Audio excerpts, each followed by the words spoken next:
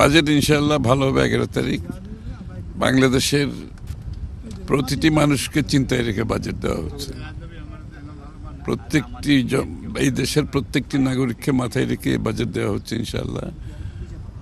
আমাদের একটা খারাপ সময়, ভঙ্গুর অর্থনীতি, তার মধ্যে আমরা চেষ্টা করেছি বাংলাদেশের প্রতিটি মানুষের কথা চিন্তা করেছি। সবাইকে মাথায় রেখে বাজেট দেওয়া হবে ইনশাআল্লাহ। এর আগের বাজেটগুলো তো প্রচুর ঘাটতি বাজেট ছিল, আপনারা নিজেরা সমালোচনা করতেন, যেহেতু প্রচুর ঋণের বোঝা এই সরকারের উপর। প্রচুর ঋণের বোঝা, অর্থনীতি, দারিদ্রতা বেড়েছে, বিনিয়োগ কমেছে, সব দিক থেকে অর্থনীতির অবস্থা খুবই খারাপ। তো তারপরেও এই অবস্থার মধ্যে আমরা এসেছি, দায়িত্ব নিয়েছি সব।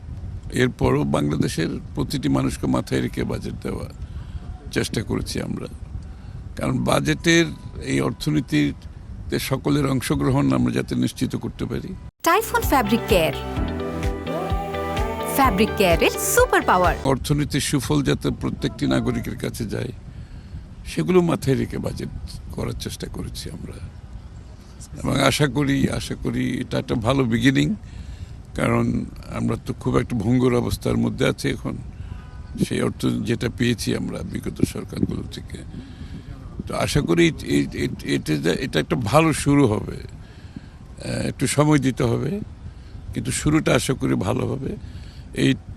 এখান থেকে আমরা সামনের দিকে ভালোভাবে এগিয়ে যেতে পারবো ক্রমান্বয়ে।